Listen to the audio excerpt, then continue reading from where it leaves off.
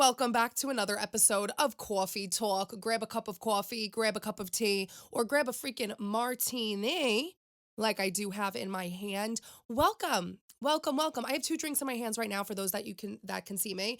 I have one which, I really tried something here. I had gin in the house. I wasn't feeling my best. I was like feeling unprepared for the podcast. I feel very overstimulated and I just wanted something to kind of soothe me, calm me down a little bit. I didn't have any olive juice, but I did have a lemon. So I just kind of threw a little twist in here, shook it up, put some of that zest on the rim, some lemon juice in the gin a little bit, and just made my own little straight up lemon martini.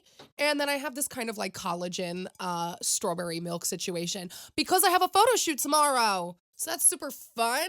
Guys, we're going to be talking about Addison Rae's artist development. We're talking about the SNL 50th anniversary. We're talking about my wedding. We viewed a venue today. I have a lot of thoughts. We're talking about grieving people in your life when planning a big event because, wow, that is really coming to the forefront for me. It's very odd to be dealing with that. But I wanted to talk about all of the things that are kind of going on and what's going on my mind. And as always, wrapping it back into the affirmation of the day. I'm somebody that today I'm feeling very overwhelmed. The past 3 weeks, I've been feeling swallowed. I feel like is the greatest way to say it. I've been feeling swallowed. I've been feeling suffocated. I've been feeling like there's not enough hours in a day. I'm chasing and chasing and chasing. And I'm forgetting that my well-being is important. Like today, I wanted to go to the gym. I wanted to go to the gym the whole week, but I had so much work to do that I literally could not find time. And that's what frustrates me a lot about when people say like, oh, well, it's your fault that you're not going to the gym or that you're not working out. Like that is I don't want to sound like an asshole, but that is a privilege sometimes. It's hard for people to put themselves first when you're focusing on survival or making money, or if you're somebody like myself where, you're not as worse off as you were, but you're very afraid of losing it. That scarcity mindset that we got to fight to get out of. It's not easy to put yourself first and go to the gym for an hour and a half a day when you have all these other things to prioritize. So I'm working on that. Sometimes it just feels like there's not enough hours in the day, but that's what this affirmation is going to be geared towards today because I do need this. So our affirmation today, everyone take a solid deep breath in. Take a sip of your drink. I'm going to take a sip of my little gin martini with a twist.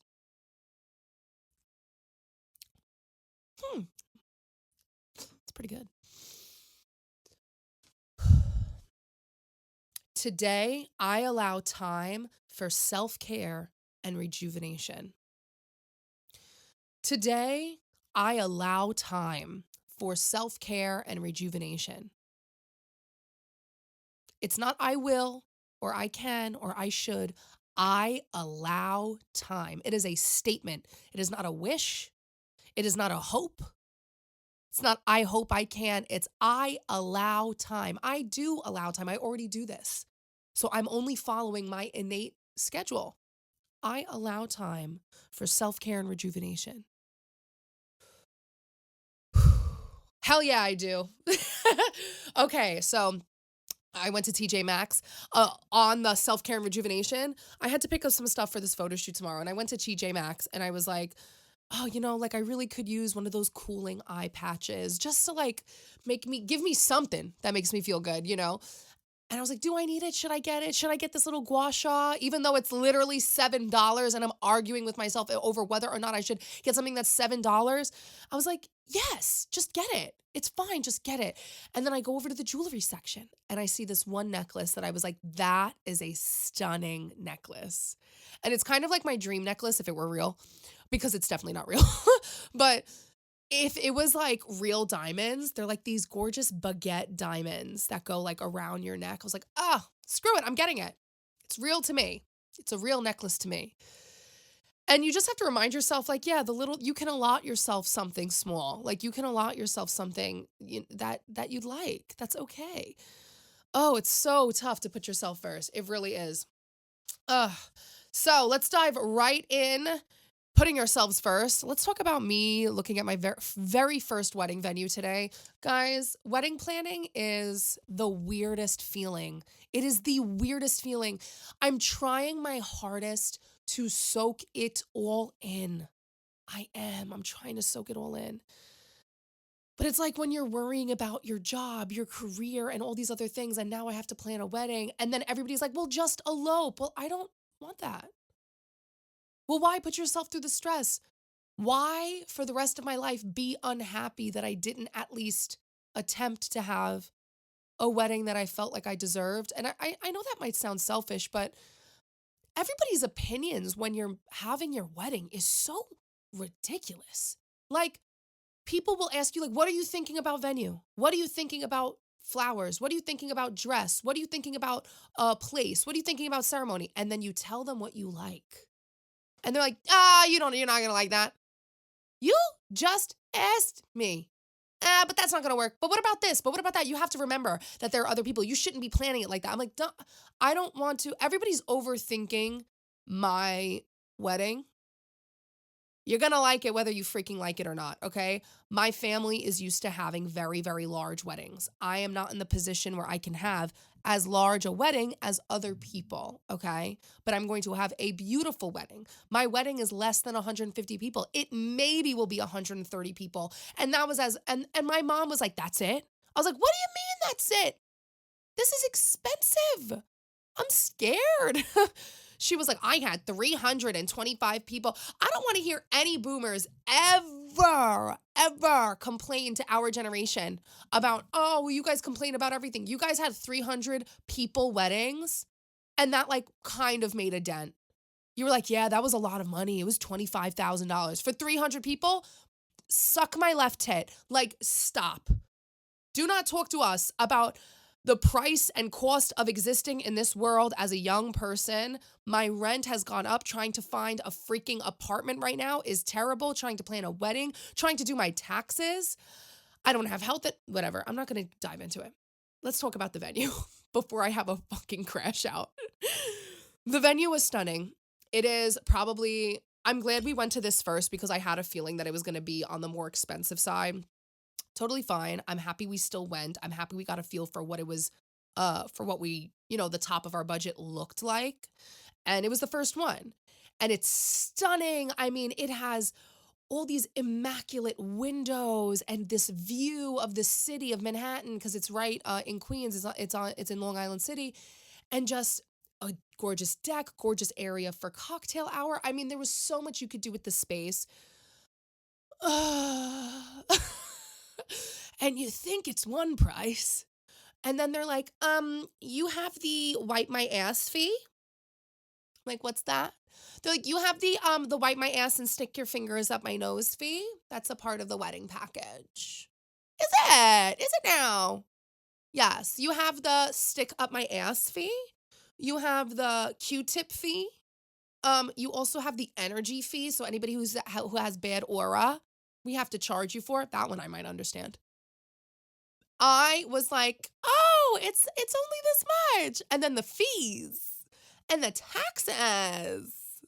I was like, oh, okay, all right.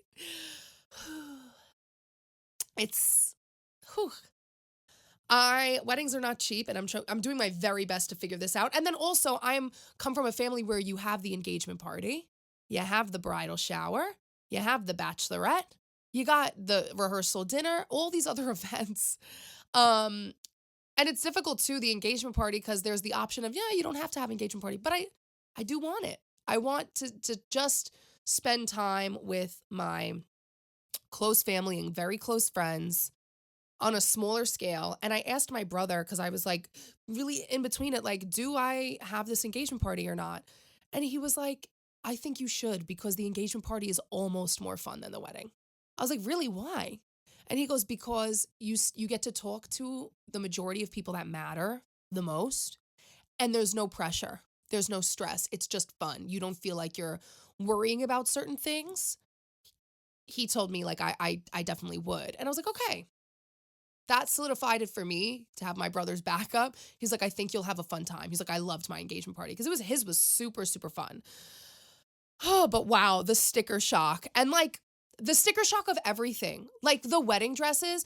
You know what sucks is that when you're a creative bride, when you're a creative person, not bride, a creative human being, somebody that has a particular taste, and you're looking at the prices of these things, not a single, I don't give a fuck what anybody says, not a single wedding dress, not a single wedding dress under $4,000 is cool to me or nice to me or can I see myself in.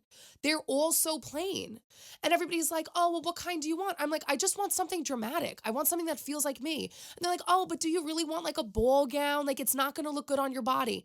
First of all, I'm going to make it look good on my body. And also, I don't want the traditional ball gowns that everybody like remembers. I love the basque waist, and the drop waist where the tulle kind of comes out and gives you really nice hip shape or below your like hips. I want something, I don't want a sweetheart top. I think that makes my boobs look weird and way bigger than they are. I have an idea of how I want my dress to look.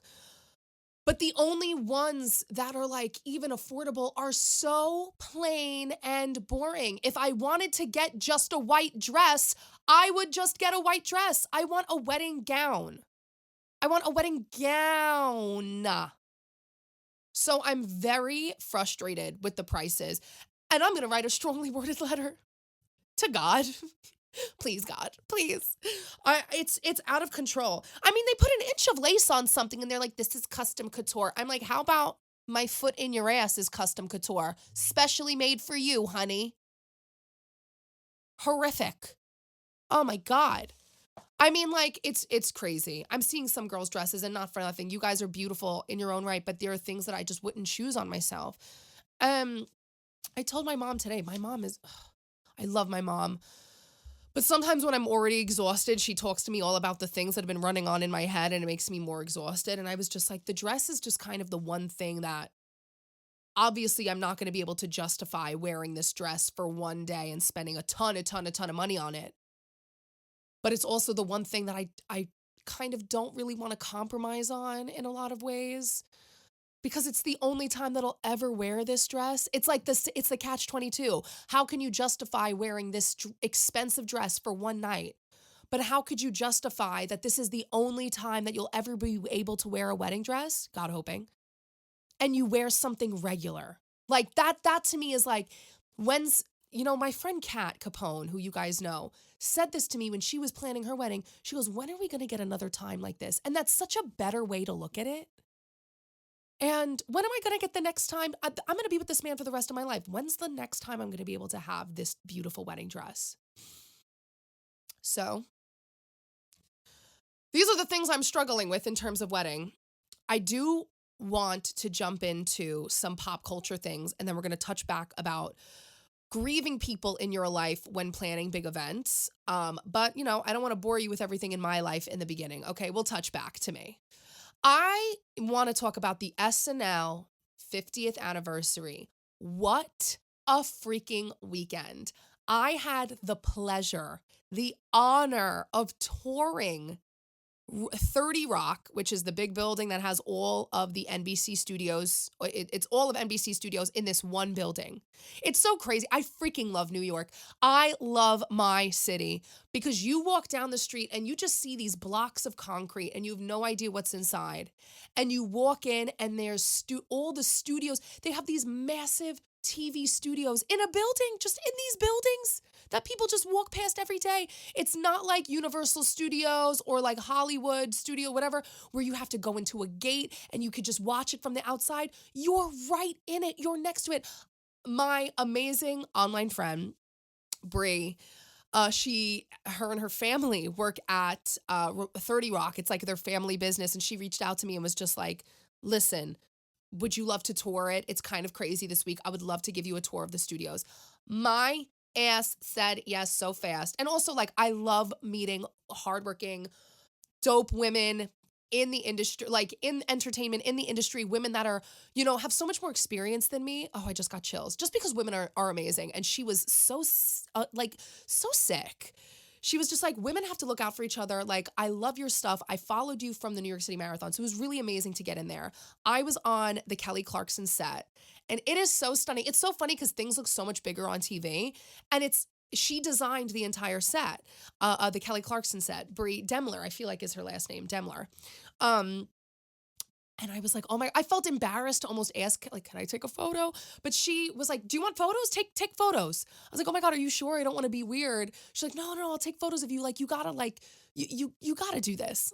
I was like, wow. And she just made me feel really comfortable.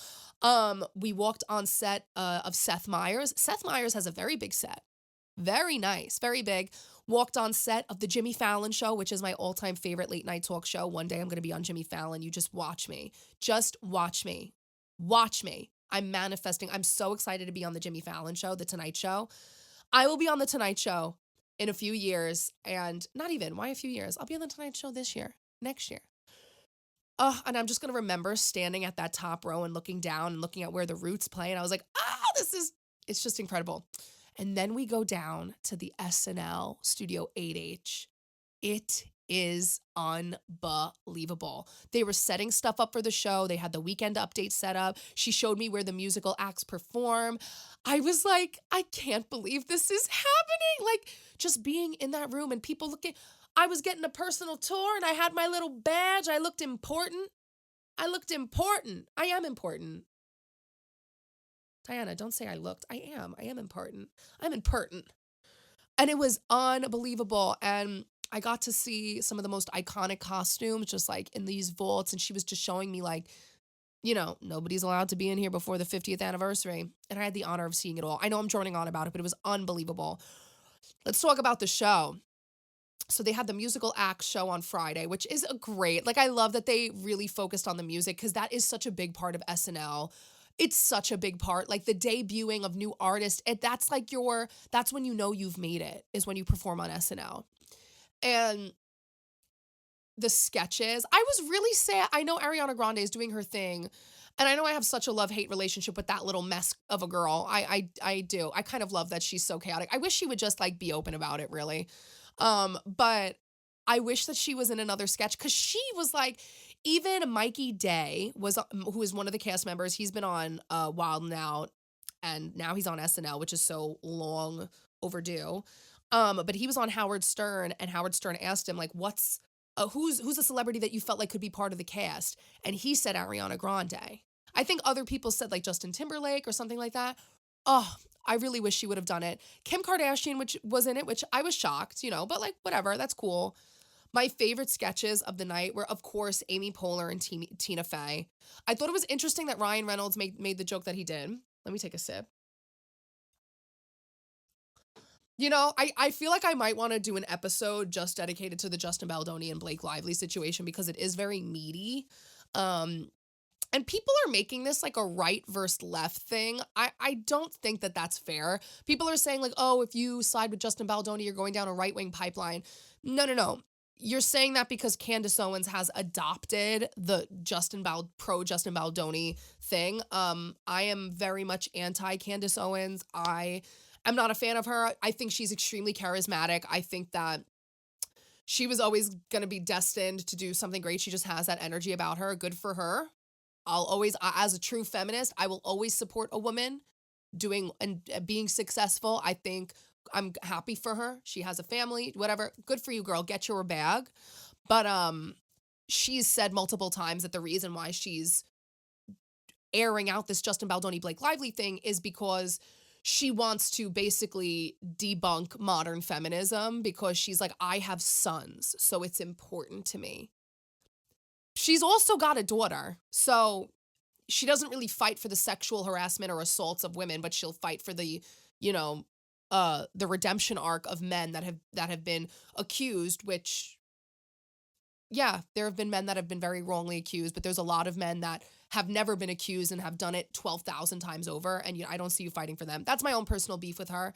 And so people are saying like, oh, if you're listening to Candace Owens, then you're going down the pipeline. I'm a very strong feminist. I'm somebody that I of course lean left, but I do not identify myself with either political party because I think all politicians are stupid. I think the propaganda, people study American propaganda in school in other countries and their schooling systems for a reason. And I refuse to align myself with either political party because that means that I have to, according to all of yous, not yous, but everybody else in the world, if you label yourself a certain party, that means you align yourself with every single thing that that party says. And I simply can't align myself with everything that liberals and Democrats say. However, I am very much left. And when Brian, what's his name? I said Brian instead of Ryan and Blake. Okay, sure. Brian Lively, let's just put the two of them together since clearly they're one mess. When Ryan, wait, what is his last name? Reynolds. That's unmemorable. First of all, can I just say, when Ryan Reynolds got on stage, when Ryan Reynolds stood up at SNL and said like, oh, I'm doing great, what have you heard, when Tina Fey and Amy Poehler were talking to him, was it evident to anybody else that the man has been dyeing his hair a very bad shade of auburn? No, honey, just go gray. Because that lighting is unforgiving. I was in that studio. I've been in 8H. I just told ya. That lighting is harsh. And it showed me your roots, okay? Don't quit dyeing your hair that color. It does not look good on you. In that lighting, I was like, he either dyed it or it's a toupee, and stop doing your hair like it's like it's still 2006. You're a grown man. Get it together, okay? Let's do a little waft, a little bit. But for you to stand up and like make a joke about like your wife's sexual harassment, what's bothering me, tying back into the Candace Owens stuff, what's bothering me is that people that are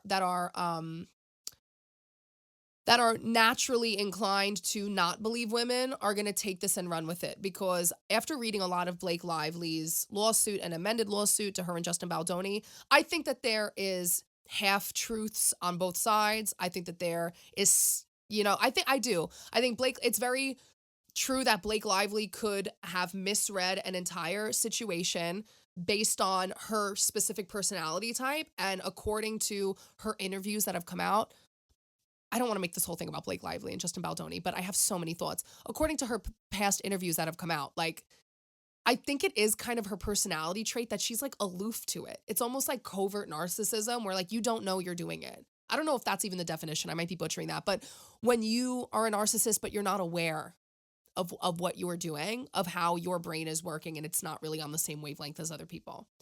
But I loved that segment of SNL. Back to SNL. I loved Black Jeopardy. Was funny as hell. Everybody got so mad because Tom Hanks came out as the Make America Great Again. I at this point, I don't necessarily have sympathy. I think you can be a conservative and Republican, but being a MAGA person for me is like a no-go. Personally, I don't get it. And I'm so glad I don't. But my other fave sketches, Scared Straight with freaking Will Ferrell. This man is so... I know that people don't get SNL's humor. I love it as an actor, as somebody who's trained in acting. I had a roommate that did great sketch comedy. She has this one sketch that if they did it on SNL, it would kill. I lost touch with her, which makes me so sad. But Alexa was this insane. She's a great sketch comic, and she's a great actress. And, just watching that sketch comedy world from the background, watching her develop it, it's really such an art form. And I thought it was just an amazing show. I wasn't bored at all. Adam Sandler's song tribute. Oh God, I cried. He said Chris Farley's name. I cried. He said Norm Macdonald. And now I'm like really sucked into the SNL of it all. Like I want to watch documentaries on it. It is a dream. I mean, I don't think I'm a good sketch comic. I did stand-up comedy once. You'll never see the footage. I think I would be canceled in today's age. I said Kim Kardashian. Forget it. I'm not going to say it. And the last one that I wanted to touch on was the In Memoriam of SNL, that was so funny and creative in memoriam of all of like the poor taste jokes and like things that like the sexual harassment sketches, the like racist sketches, the certain things like that, certain like they had like blackface. I was like, God damn. And Tom Hanks was just like, it's also your fault, audience, because you laughed at it. And I think it's a moment of reflection for everyone. I get to cop out. I wasn't alive. So, moving on. Let's move on to, oh my God. You just scared the fuck out of me. You scared the fuck out of me. Baby, I thought you were an intruder. I'm not an intruder. Are you an intruder with food? I am an intruder with food. Shut up. Am I getting delivery right now? Yes, you are. Oh my God. Can I have it on camera? If you can choose. Oh, damn, I don't even know which one. Oh my God. I still am coming down from that adrenaline. That was scary. I thought you were coming in to kill me. Like, take it. What's that? I don't know what this is. Oh, you scared me. There you go. Oh, delivery. Oh, it's hot. Oh. Thank you. What? Enjoy. Thanks. Wow. On podcast. Whoa. What is this? The new spot. Whoa. All of a sudden, I'm turning into Keith Lee on my podcast right now. Holy shit. What is this? Honey barbecue? Chicken bit things? Oh! What are you trying to have a fun time tonight or something? Okay. Moving on. I'm not going to chew in the camera. I'm sorry, guys. I know that's disgusting. Let's move on to the music after talking about the SNL music of it all. One thing that I can always appreciate about somebody who's new in music, I think right now for women, we're freaking killing it. And I need to talk about Addison Rae. Addison Rae has completely impressed me over the past few months. She dropped Diet Pepsi last year, dropped Aquamarine, and an incredible music video after that. I mean, Diet Pepsi was a cool music video too. And then she just dropped High Fashion. Addison Rae is proof, or partial proof, I'll say. There's a caveat to it. But Addison Rae is proof that artist development matters and still exists. You need to give artists time to develop into their niche. And you need to allow them to develop into innovation. Because everybody is constantly referencing. I just had this conversation with Dano the other night. Or maybe not Dano. Who knows? I had this conversation the other night. Everybody's referencing a past time period. But who's making the new stuff? Who's going to reference us? Are we always just going to grab from the 20th century? We need to create our own stuff. And I will tell you why I think Addison Rae is doing this. One thing that I thought was amazing when listening to Diet Pepsi, Aquamarine, and High Fashion is specifically High Fashion for me gave me like 2016, 2017 SoundCloud vibes. Like when you find like a cool dance remix or a super dark, edgy, dark club, like remix almost. And I think that she's playing to her strengths. She's not the greatest singer, but she has a vision. And even all those paparazzi photos of her coming out on the street and dressed like an absolute weirdo little idiot, I love it. Keep dressing like a weirdo little idiot. I think it looks so good. This music video to High Fashion, I thought was so interesting. She has so much references to Blow. But like it's almost as if she's referencing all of these people. This is how maybe I interpreted it as like a weird creative little artist girl. She's got this scene where she's in this room with a ton of white powder and she's like spreading it all over herself. And she's kind of like in all blue and these pigtails with like bright red heels. She kind of looks like almost like a Disney character that got lost, or like a Disney character grown up to me, so like a kid almost, not to infantilize her, but like infantilize, whatever the word is. But she looks like this, like almost like little Bo Peep with these little pigtails, and she's like rubbing herself in this white powder. And she in another scene, she has this, the ruby slippers like Dorothy, and she's in this field and there's like fire burning. And the way that it's filmed is extremely cinematic. And then in another one, she kind of looks like an early 2000s pop artist, like, Britney. And I just I love that she referenced these things, but all is referencing them all to like drugs and high fashion. I just think that the visual is really interesting, and nobody else is doing it like her. Everybody's been doing the same formula. Nobody else at her I will say popularity is doing it like her, because there's a ton of artists. But I wanted to look into this. Who is making this new sound that she's building? Because it has this dark, edgy club vibe. Obviously, she's friends with Charlie XCX. And I don't know, I should have checked to see if these producers produced Charlie XCX. But when I looked up the names of the producers on all three of these songs, which are all the same, Luca Klosser and Elvira Ondafjord, I think that's the name. And I was like, oh, okay, let me look up who these people are. Both women. My internal misogyny jumped out because I was shocked to see that they were both women. And I was like, hell yes. I think that's what Addison Rae needs, because Addison Rae has been like, her body has just been torn apart and sexualized because she started posting on TikTok really young. And I think that people just associate her with her like little girl TikTok dances. She is not that girl anymore. These songs are so easy to listen to. They're fun. And she's doing what she strives at. And I really it's interesting to me. There's a lot of pop stars and pop singers today that they make things, and to be honest, they're not interesting to me. I think honestly, Dua Lipa might have struggled with that last year. And I hate commenting too heavily on other artists, because I struggle with a lot of these things of like finding my creativity, and I never want to seem like I'm above anybody else. But I think that there's always a lot of pressure on female artists to like, you have to fit into this box and thrive within this box. Katy Perry has struggled with this a lot post California Girls and Teenage Dream.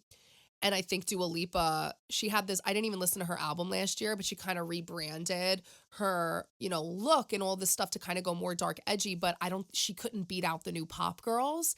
And I think the new pop girls are really showing like artist development and time and focusing on what you're strong at works. I saw a post earlier that was talking about Chappell Roan and saying that this creator on TikTok felt bad for Chappell Roan because she'll always have to be chasing the high of Good Luck Babe. And I think that that's going to be true for right now. But we got to remember, Chappell Roan, this time last year, barely anybody knew about her. I did not know about her this time last year. For me, she popped off around Coachella. I saw her Coachella set and I said, who is that artist? Not because of the crowd size, but because she was cool. Like, I was like, oh, she's really interesting. And so people have to know, like, she needs to take her time. I'll never forget that when Cardi B popped off and people were telling her, you need to rush and rush and rush to get your album out. And J. Cole came out and tweeted her and was just like, you already won. Do not rush your process. You've already won. You're here. You're good. You're solidified. And I hope Chappell Roan takes that same advice. You're here. You're solidified. If anything, people see you as a threat, okay? Which they shouldn't. But you're here. So take your time. She's going to struggle to make another album as big as, Midwest Princess. Sorry, I forgot the full name. The Rise and Fall of the Midwest Princess. But artist development is alive and well. We see it in Addison Rae. Chappell Roan has developed herself over the course of 10 years. And every artist that I truly love, I feel like has always taken the time to truly develop themselves through the failures and successes of their career. Victoria Monet, I'm a big fan of her. Jessie Reyes, big fan of her. They've developed themselves on their own for many years and stayed true to their authentic art. And I think Addison Rae is going to be bigger than any of us assume. I think she's going to have a niche following similar to Charlie XCX. And she is going to be, in my opinion, global. Just based off of what she's doing right now with these producers, the sound she's creating it's so easy. It's going to be radio hits. I'm telling you, it's going to be radio hits. She's going to make herself very successful and a lot of money. And I'm really, in a way, I'm jealous of her. I'm so jealous of her. She's so cool right now. She's working with an all-female team. I mean, I have a great team. I have great producers, but I'm jealous in the way that I'm happy for her. Like, go you. So happy you're stepping out of the TikTok realm, the TikTok box. Go show people that TikTokers and content creators are more than what people assume that they are. I think she deserves the success she's getting. I really do. Really do. All right. This brings me to, I'm going to take a sip for this last topic. Oh, I'm spilling things on myself.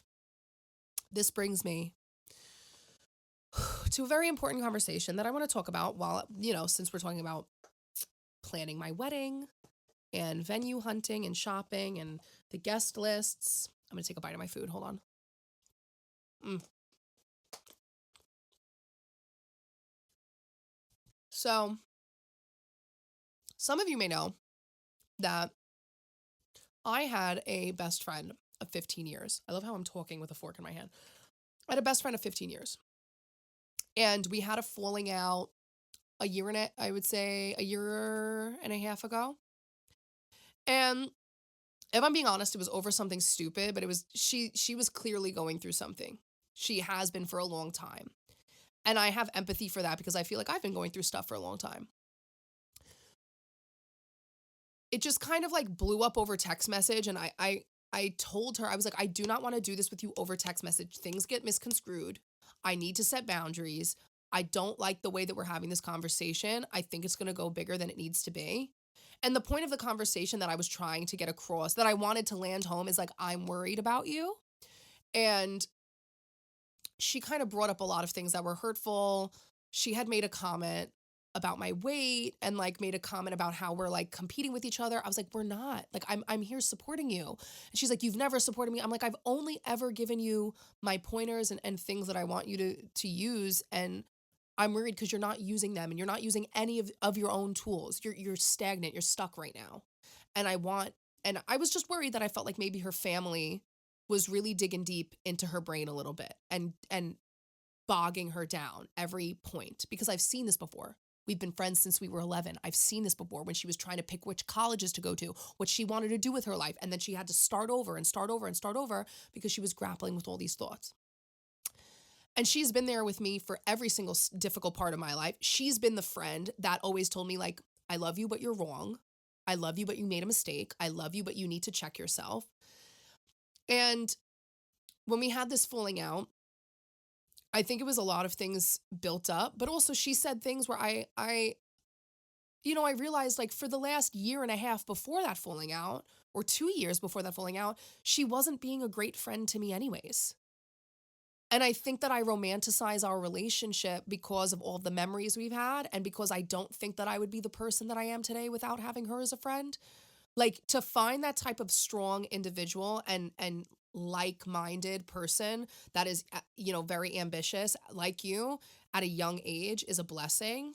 But I romanticize our friendship without realizing that the last 2 years of our friendship, she wasn't a great friend to me at all. And I'm sure I've made my mistakes. For sure I've made my mistakes. But there were points where she would lie about like checking out some of my work, and she wouldn't really support me on my projects, and she wasn't really like cheering me on, or she didn't really care about what I was doing. And even our other friends, she always kind of had something bad to say about what they were doing. And certain things were happening where I was like, okay, this is where we are right now. I can't get mad at her for not being a great friend to me, because I don't know if she's being great to herself, because I knew she was struggling. She was living in a different city. And she was struggling with that in a lot of ways. And now that my wedding is here, my brother asked me the other night, he was like, is it weird that she's not here? And I was like, yeah. And he was like, she would have been your bridesmaid. I go, yes. But then I also remember she's also a very particular person. Very particular, doesn't really have friends. And I think as much as I love her, and I will always love her, I don't think it's our time. I think maybe in the future we'll see each other, but wherever she's at, whatever journey she's on, I can't be a part of it. And planning this wedding without her is very odd. But I also remember she's a very particular person. And like, I actually think in a lot of ways, she would have made things very difficult and hard. um, but it's weird. Like, how do you grieve a person while planning a very big event in your life? Because I almost don't even feel like we're not friends anymore. Like, it's just odd to think that we're not in each other's lives right now. I don't think of her as somebody that like I'll never be in contact with again, because that for me was always like a forever person. And me and my other best friend, we were talking, he was like, isn't that odd? I go, yeah. I go, but have you spoken to her? He goes, I have not spoken to her probably for a year. She doesn't reach out to me. She doesn't check on me, whatever she's doing. And she's never really supported anything that he has done too much. You know, she's always kind of had something negative to say. And it's not like I want to remind myself about the negative, but I have to remind myself that just because I'm feeling a moment of a lot of emotion doesn't mean that I should forget the disrespect that I felt. It's okay to also, like, I can't just forgive because I'm feeling sentimental and nostalgic.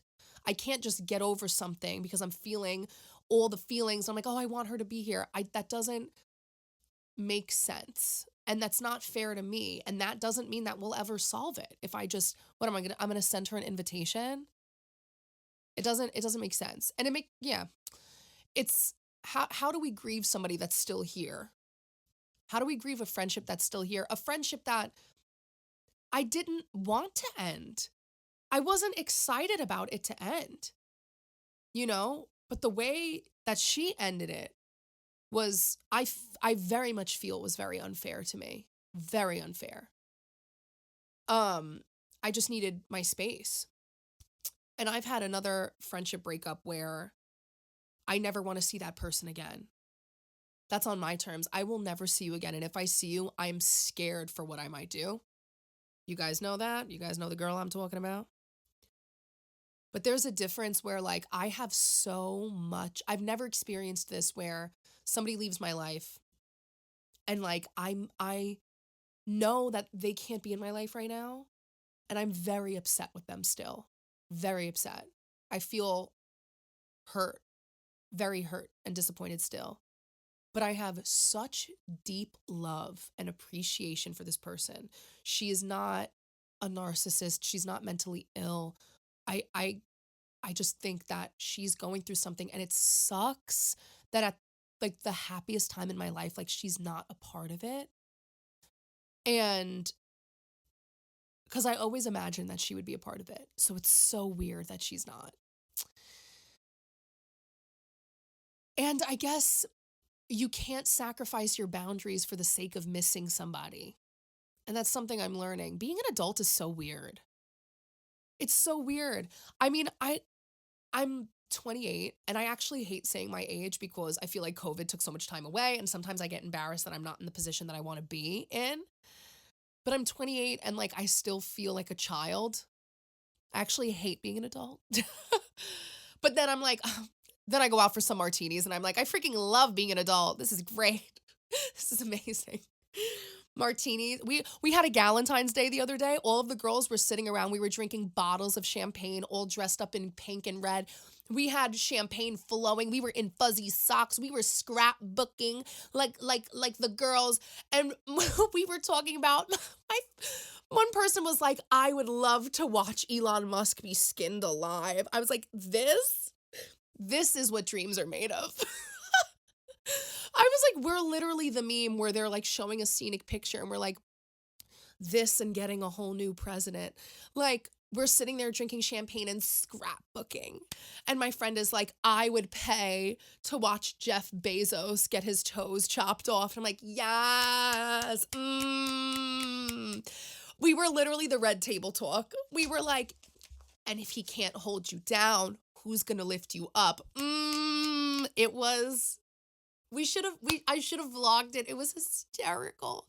And we were just, when you're like that many, and I didn't know anybody there other than my friend who was hosting.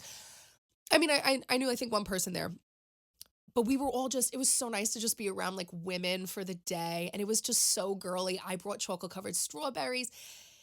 It was amazing. And we just felt so open with one another. It was great. And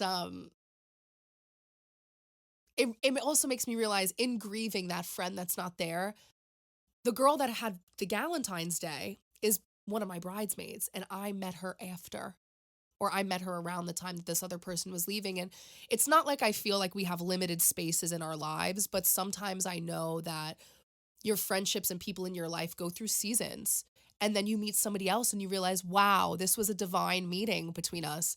And I cannot stress enough how important it is to continue to make friends as an adult. You need to make friends, or else you will continually reduce yourself into being a version of who you are, and you will prevent yourself from evolving and growing. You need to meet new people. And I'm so grateful for the people that I have in my life, and I'm so grateful for the bridesmaids that I'm having.